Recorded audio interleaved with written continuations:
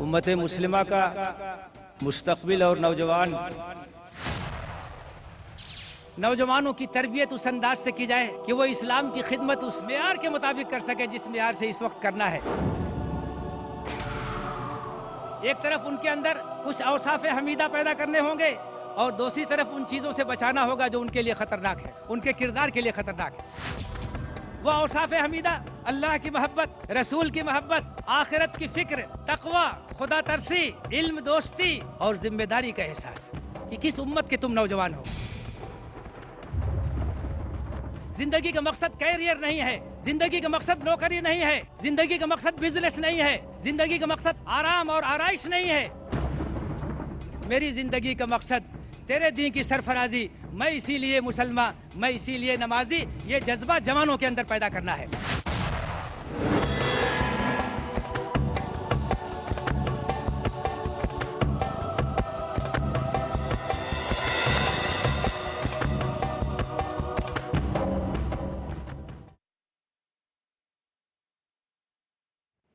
जज़ाकल्लाहु खैर। अगला सवाल शेख अहमद पाशा का है। वो पूछते हैं कि मौलाना बराह करम हमारे नौजवानों को जो कि अभी पुख्ता ज़हन नहीं है, ऐसा मशवरा दें जिससे वो अपने दीन और दुनिया दोनों में बैलेंस रख सकें और उसमें जो अव्वलियत जिन चीज़ों को हासिल है उन्हें जान सकें। देखिए, जवानों के अंदर ये जज्बा और ये तलब पैदा करने की ज़रूरत है कि कुरान और सुन्नत को सीखे बगैर उनकी ज़िंदगी न दीनी लिहाज से कामयाब हो सकती है, न दुनियावी लिहाज से कामयाब हो सकती है। देखिए, दुनियावी लिहाज से भी कामयाबी के लिए ये ज़रूरी है कि आपका बिहेवियर अच्छा हो, आपका अखलाक अच्छा हो, आपका किरदार अच्छा हो, और वो किरदार कुरान से पैदा होता है, सुन्नत से पैदा होता है। तो हमारे जवानों के अंदर ये बात पैदा करने की है कि कुरान और सुन्नत से अपने ताल्लुक को बढ़ाएं, पढ़ें, मुताला करें, थोड़ा थोड़ा ही सही, कुछ न कुछ वक्त रोज़ाना कुरान के साथ बैठें। 5 ही आयतें हों लेकिन उसको समझने की कोशिश करें, क्या उसके अंदर कहा गया है उसका मफहूम जानने की कोशिश करें और अपनी ज़िंदगी में उतारने की कोशिश करें।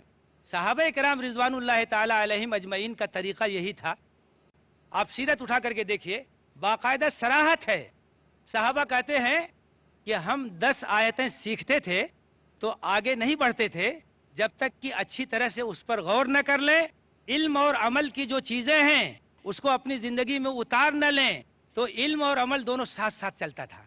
तो हमारे जवानों के अंदर ये जज्बा होना चाहिए, मर्द हों या औरत हों, सबके अंदर ये जज्बा होना चाहिए, और अपने लिए लाजिम करार दें कि अल्लाह की किताब और अल्लाह के रसूल की सुन्नत से अपने ताल्लुक़ को बढ़ाएंगे, सीरत का मुताला करेंगे, और जितना मुताला होगा उनके ईमान की तरबियत होगी, उनके अखलाक की तरबियत होगी, अल्लाह से मोहब्बत बढ़ेगी, आखिरत की फ़िक्र होगी, और जितना ही अल्लाह से मोहब्बत बढ़ेगी दीन पर चलना उनके लिए आसान हो जाएगा। जज़ाकल्लाहु खैर। अगला सवाल एक बहन का है। सबा खान कहती हैं कि नौजवान शुरू में जोश में आकर और इल्म की कमी के बाइस बनाने से ज़्यादा बिगाड़ का सबब बनते हैं, इस मामले में क्या करना चाहिए?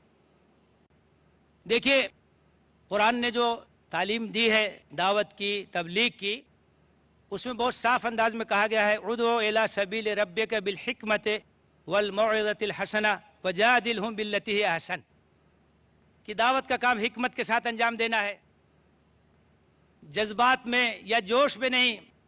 आपने कहा बशरू वला तुनफ़िरू, बशारत देने वाले बनो, नफ़रत फैलाने वाले मत बनो। तो ये इल्म की कमी की वजह से होता है। और जब कुरान का, सुन्नत का, शरीयत का इल्म होगा, आदाब दावत मालूम होंगे, अल्लाह के रसूल का तरीक़ा सामने आएगा, तो हमारा नौजवान हिकमत के साथ, मोहब्बत के साथ दावत का काम करेगा। अहकाम शरीयत का जितना इल्म होगा तो उतना ही उसे मालूम होगा कि किस चीज़ की कितनी अहमियत है। इसी को तफ़क्कुह फ़िद्दीन कहा जाता है। मन युरिदिल्लाहु बिही खैरन युफ़क्किहु फ़िद्दीन, अल्लाह ताला जिसके साथ भलाई का इरादा फरमाते हैं तो उसे तफ़क्कुह फ़िद्दीन की दौलत से नवाज देते हैं। तफ़क्कुह फ़िद्दीन यही है कि दीन में तरतीब क्या है, दीन में तरजीहात क्या है, फ़राइज़ पहले है, नवाफिल बाद में है। आदमी अगर नवाफिल के एहतमाम करे, फ़राइज़ को छोड़ दे, तो इसका मतलब कि दीन की तरतीब उसे नहीं मालूम है, दीन की तरजीहात उसे नहीं मालूम है।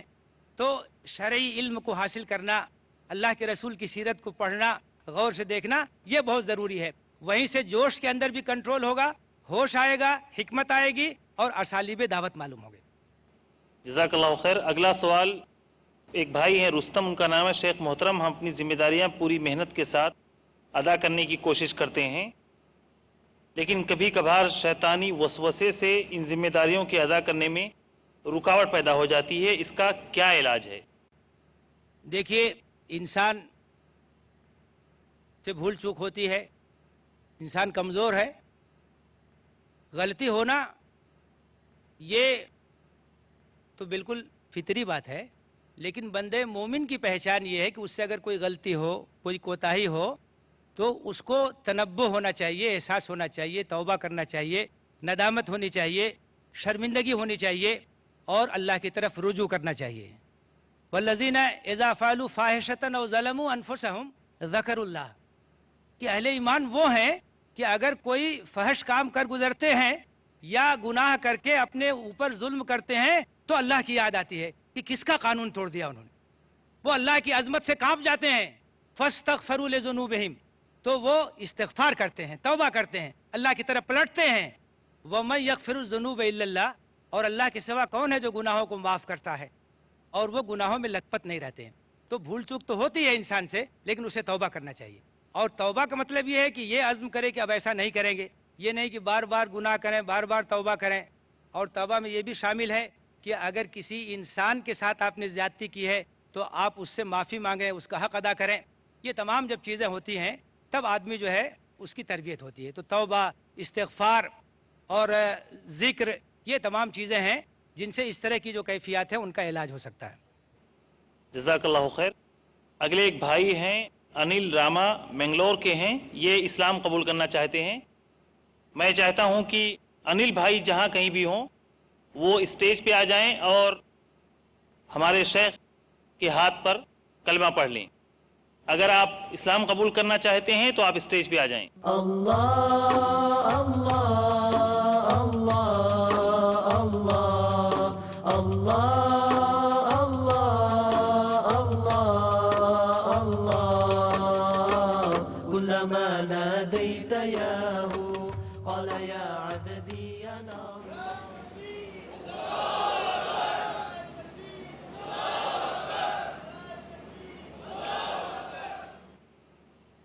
آپ نے اسلام کے بارے میں کچھ بنیادی باتیں سمجھ لی ہیں، پڑھ لیا ہے، کچھ جانتے ہیں؟ اچھا، دیکھیے، وہ کلمہ جس کو پڑھ کر کے ایک آدمی اسلام میں داخل ہوتا ہے، اس کلمے کا معنی اور اس کا مطلب بہت ہی مختصر انداز میں میں آپ کے سامنے واضح کر دینا چاہتا ہوں تاکہ آپ سمجھ کر کے اس کو ادا کریں اور اپنی ایک نئی زندگی کی شروعات کریں۔ آدمی جب دائرہ ایمان میں آتا ہے تو وہ کہتا ہے اشہد ان لا الہ الا اللہ و اشہد ان محمدن عبدہ و رسولہ، میں اس بات کی گواہی دیتا ہوں کہ اللہ کے سوا کوئی عبادت کے لائق نہیں، اور میں اس بات کی گواہی دیتا ہوں کہ محمد صلی اللہ علیہ وسلم اللہ کے بندے اور اس کے رسول ہیں۔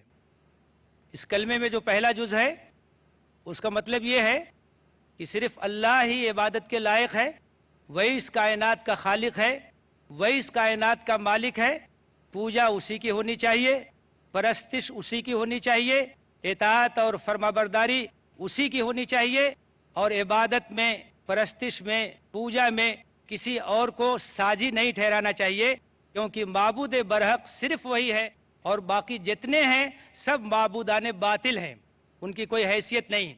دوسرا جو چیز ہے اس کا مطلب یہ ہے کہ اللہ کے رسول حضرت محمد صلی اللہ علیہ وسلم اللہ کے آخری دودت ہیں، آخری رسول ہیں، اور ان کے اوپر آخری کتاب نازل ہوئی قرآن مجید کی شکل میں، ہم ان کو آخری رسول کی حیثیت سے مانتے ہیں اور اپنی زندگی ان کی رہنمائی میں اور ان کے اسوے کے مطابق، ان کے نمونے کے مطابق گزارنے کا عہد کرتے ہیں۔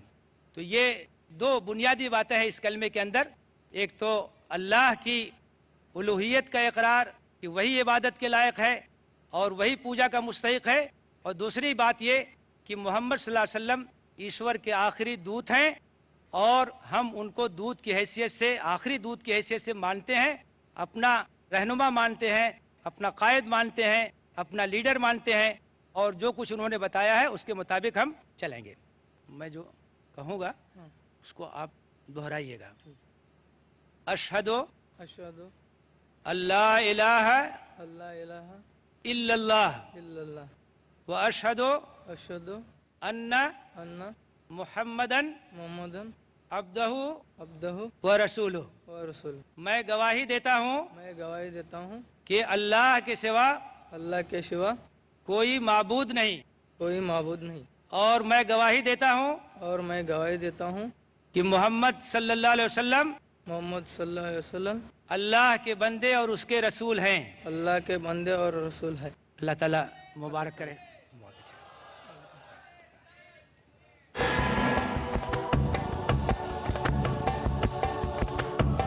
What would you recommend? Peace TV presents Something What do you have to say about Learning the Wise Way. What would you recommend us to take as career? After we pass our school, so what exactly we should do? what do you have to say about pursuing two fields together? Ideas brilliant. Strategy sustained. The best profession is a profession of a person who invites people to Allah subhanahu wa ta'ala. Avail the opportunity with Dr. Zakir. Depending upon what is your interest. But the main aim should be to spread the message of Allah subhanahu wa ta'ala. To implement the convincing Islamic educational formula to excel in your career. Watch Career Guidance. ہر سنیچر رات 8 بجے اور دوبارہ صبح 9 بجے India میں پیس T V Urdu پر۔ کیا ہے توحید کی ضد؟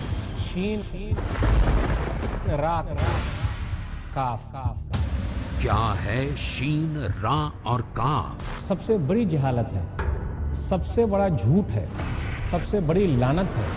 معاشرے پر اس کے اثرات کیا ہیں؟ جہنم اس کا ٹھکانہ ہے۔ کیوں ہے انسان پریشان آج؟ جاننے کے لیے دیکھیے بکھرتا سماج، ہر سنیچر شام 5:30 بجے اور دوبارہ رات 12 بجے انڈیا میں پیس ٹی وی اردو پر۔ اللهم صل على احادیث نبوی صلی اللہ علیہ وسلم۔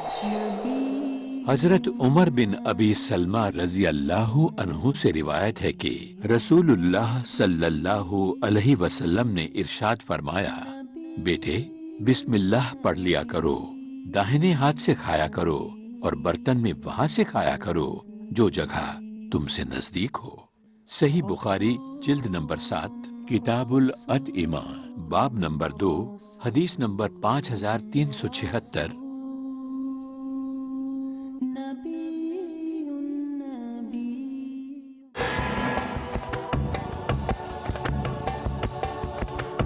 میں جو کہوں گا اس کو آپ دہرائیے گا۔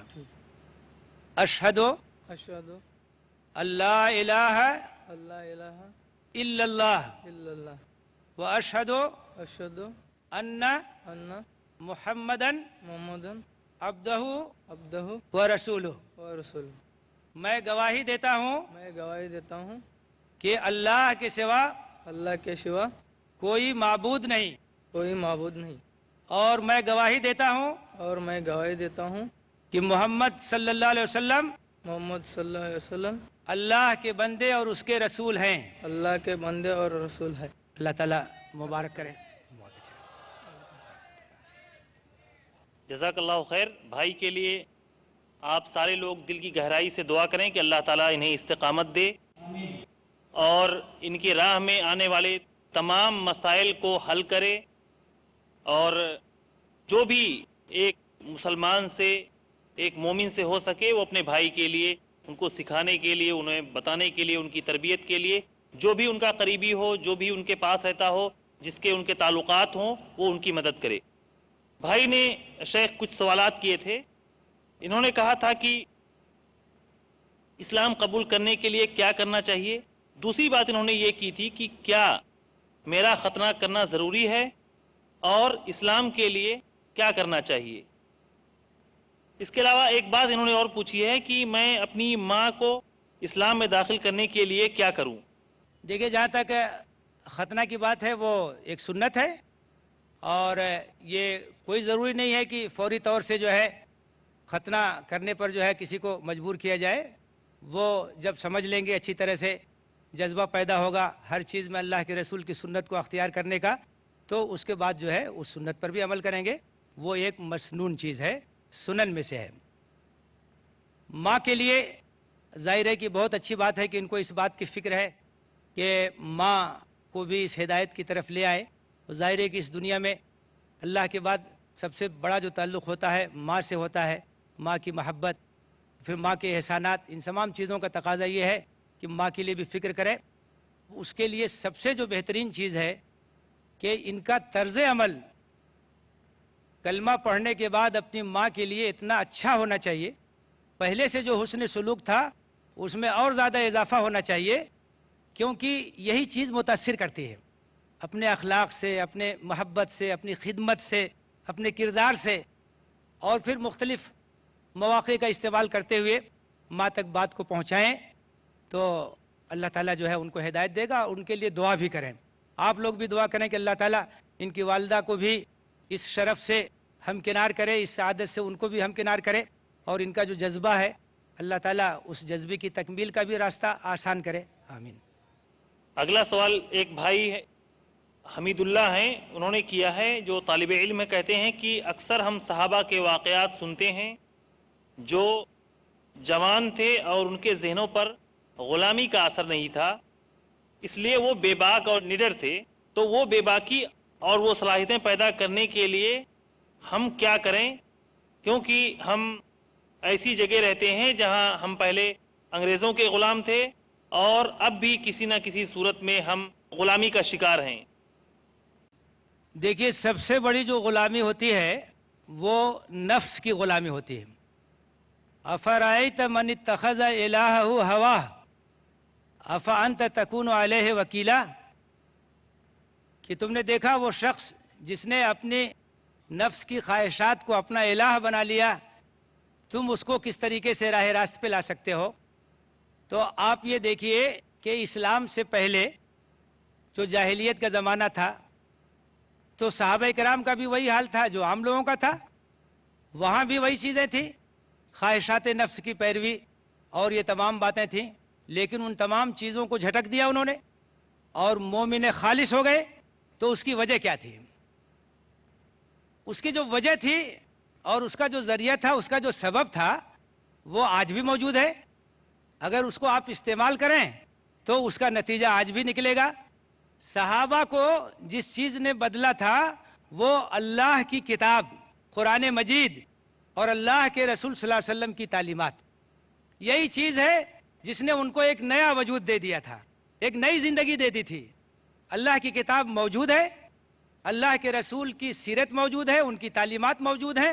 اگر صحیح طریقے سے ہم اس سے فائدہ اٹھائیں تو وہی تبدیلی آج بھی ہوگی. اس لیے کہ قرآن کے تاثیر میں نہ کوئی کمی واقع ہوئی ہے، نہ کبھی کوئی کمی واقع ہو سکتی ہے. آج بھی بہت سے لوگوں کی زندگیوں کو یہ قرآن بدل رہا ہے اور اللہ کے رسول کی سیرت بدل رہی ہے.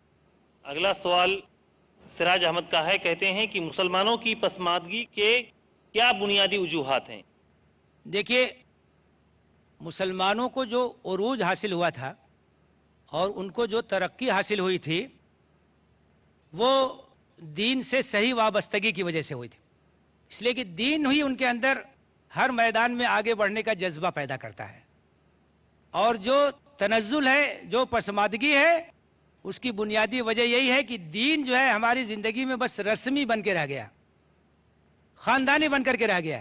مسلمان گھر میں پیدا ہو گئے اور اس کے بعد ان چیزوں کو اختیار کر لیا. ہم نے اس کو ایک طاقتور چیز بنانے کی کوشش نہیں کی ہے. تو اصل جو وجہ ہے دین سے ہمارا تعلق کمزور ہونا، قرآن اور سنت سے ہمارا تعلق کمزور ہونا. اور دین جو ہے یہ کبھی بھی پستی کا ذریعہ نہیں بنتا ہے، کبھی بھی انحطاط کا ذریعہ نہیں بنتا ہے. یہ بدقسمتی ہے کہ آج اس طرح کی باتیں کی جاتی ہے کہ دین کی طرف آنے کی وجہ سے پسماندگی پیدا ہوگی اور اس کی وجہ سے آدمی پیچھے رہ جائے گا. یہ جو کمزوریاں ہمارے اندر آئی ہیں وہ دین سے وابستگی کی وجہ سے نہیں آئی ہیں بلکہ دین سے دوری کی وجہ سے آئی ہیں. اور اگر صحیح معنوں میں دین سے ہمارا تعلق پیدا ہو جائے تو ہمارا دین تو ہم کو حرکت و عمل پر ابھارتا ہے. وہ دین جتنا مضبوط ہوگا اتنا ہی ہمارے اندر سرگرمی آئے گی اور مختلف میدانوں میں ہم کوشش کریں گے, محنت کریں گے جس طریقے سے ہمارے اسلاف نے کیا تھا. تو علاج وہی ہے کہ دین سے ہماری وابستگی ہو, ایمان کو درست کرنے کی ہم کوشش کریں تو یہ جو کمزوریاں ہیں انشاءاللہ دور ہوں گی. جزاک اللہ خیر. اگلا سوال ایک بھائی ہیں ابو احمد, پوچھا ہے کہ آج جو کو ایڈوکیشن کا سسٹم چل رہا ہے اور جو ہسٹری پڑھائی جا رہی ہے, کیا اس سے آپ کے بیان کردہ نوجوان تیار ہو سکیں گے؟ دیکھیے, مخلوط تعلیم یہ ایک فتنہ ہے اور جو اسلامی تعلیمات ہیں اس کے مطابق مخلوط معاشرے کی گنجائش نہیں ہے. آداب ہیں, ان آداب کا معاشرتی لحاظ سے لحاظ ضروری ہے. خواتین کے لیے جو ستر اور حجاب کی پابندی ہے, اجنبی عورت کے ساتھ تنہائی میں بات کرنے کی پابندی ہے, تو ظاہر ہے کہ یہ جو مخلوط تعلیم ہے اور مخلوط معاشرہ ہے اور مخلوط اس طرح کی جو چیزیں ہیں وہ اسلامی تعلیمات کے منافی ہیں. اور ظاہر ہے کہ ہمارے سامنے مجبوری یہ ہے کہ یہاں ہمارے پاس کوئی ابھی ایسا متبادل سسٹم نہیں ہے اور کوئی ایسا الٹرنیٹ نہیں ہے کہ جو اس طریقے سے ان کے سامنے فراہم ہو. مجبوری میں بقدر ضرورت ظاہر ہے کہ آپ اس سے فائدہ اٹھا سکتے ہیں, لیکن تمام احتیاطیں جو بس میں ہیں ان تمام احتیاطوں کو اختیار کرنا ہوگا اور کوشش کرنی ہوگی کہ ہم ایسا اپنا نظام تعلیم کا بنائیں, اس کو ڈیولپ کریں جہاں اسلامی تعلیمات کے مطابق لڑکوں کے لیے الگ اور لڑکیوں کے لیے الگ تعلیم کا انتظام اور اس کا اہتمام ہو. جزاک اللہ خیر. اگلا سوال زرین خان کا ہے, کہتی ہیں کہ بہت سے نوجوان چاہتے ہیں کہ وہ امت کے حق میں کچھ کریں مگر وہ دوستوں کے پریشر میں آ کر رک جاتے ہیں, آگے نہیں بڑھ پاتے. ان نوجوانوں کے لیے آپ کی کیا رائے ہے؟ ان کے لیے تو بہت آسان نسخہ ہے, ایسے دوستوں کی صحبت چھوڑ دیں جو اچھا کام کرنے میں رکاوٹ ڈالتے ہیں, ایسے دوستوں کی صحبت اختیار کریں جو اچھا کام کرنے کے لیے ہمت افزائی بھی کریں اور اس کے لیے مدد بھی کریں. اللہ کے رسول نے فرمایا ہے, المرء علی دین خلیلہ فلینظر احدکم من یخالل, کہ انسان کے دوست کے اثرات پڑتے ہیں, اس لیے بہت سوچ سمجھ کر کے دوستی کرنی چاہیے. تو آپ اپنے دوستوں کا انتخاب اچھا کریں. دوسری بات یہ ہے کہ آپ کے اندر اگر قوت ہوگی اور کردار کی پختگی ہوگی تو آپ متاثر ہونے کے بجائے مؤثر ہوں گے, اور آپ اپنے دوستوں سے متاثر ہونے کے بجائے ان کے اوپر خود اپنا اثر ڈالیں گے اور ان کو بھی صحیح راستے پہ لانے کی کوشش کریں گے. تو بنیادی بات یہ ہے کہ آپ کے اندر داخلی طاقت کتنی ہے, ایمانی طاقت کتنی ہے. اگر ایمانی طاقت ہے تو ایک بھیڑ میں بھی رہ کر کے آپ اپنے ایمان کو سلامت رکھ سکتے ہیں, اور ایمانی لحاظ سے کمزور ہیں تو بہت آسانی کے ساتھ آپ ہوا کے رخ پہ چلے جائیں گے. جزاک اللہ خیر. اگلا سوال رضیہ شیخ کا ہے, کہتی ہیں کہ ہم اللہ تعالیٰ کے خلیفہ ہیں کہ رسول اللہ کے؟ خلفائے راشدین کس کے خلیفہ تھے؟ دیکھیے, جو خلافت کا مسئلہ ہے کہ سورہ بقرہ میں اللہ تعالیٰ نے فرمایا ہے وَإِذْ قَالَ رَبُّكَ لِلْمَلَائِكَةِ إِنِّي جَاعِلٌ فِي الْأَرْضِ خلیفہ, کہ جب تخلیق ہو رہی تھی تو اس وقت فرشتوں کے سامنے اللہ تعالیٰ نے کہا کہ میں زمین میں خلیفہ بنانے والا ہوں, اور اس کے بعد حضرت آدم کی تخلیق ہوئی ہے. اب یہاں مفسرین میں اختلاف ہے کہ یہاں خلافت سے مراد کس کی خلافت ہے. ایک رائے یہ ہے کہ اس سے مراد گویا اللہ کی نیابت ہے, خلافت ہے اس معنی میں کہ اللہ کے دین کو, اللہ کے پیغام کو, اللہ کے قانون کو اس دھرتی پر قائم کرنا ہے, نافذ کرنا ہے, جاری کرنا ہے, ساری کرنا ہے, انسانوں کے ذریعے سے کام انجام پائے گا. دوسری رائے ہے کہ نہیں, اللہ کی خلافت مراد نہیں ہے, اس سے پہلے جو دوسری مخلوق تھی اس کی بعد اب یہاں انسانوں کو یہاں بسایا گیا اور ان کو ذمہ داری دی گئی. تو یہ کوئی بنیادی مسئلہ نہیں ہے, آپ اس کو چاہے جس معنی میں لیں. بنیادی بات یہ ہے کہ اللہ تعالیٰ نے امت مسلمہ کی یہ ذمہ داری قرار دی ہے کہ اس سرزمین پر تم خود بھی اللہ کے دین پر عمل کرو اور اللہ کے دین کو پھیلانے اور اللہ کے کلمے کو سر بلند کرنے کی کوشش کرو. جزاک اللہ خیر. اسی کے ساتھ میں اپنے شیخ محترم کا شکریہ ادا کرتا ہوں اور آپ سب حاضرین کا شکریہ ادا کرتا ہوں کہ آپ نے بڑے صبر و تحمل کے ساتھ علماء کرام کی باتیں سنی. اللہ تعالیٰ آپ کے ایک ایک پل کو آپ کے لیے اجر کا باعث بنائے. آمین. وآخر دعوانا الحمدللہ رب العالمین. سبحانک اللہم و بحمدک اشہد ان لا الہ الا انت استغفرک و اتوب الیک.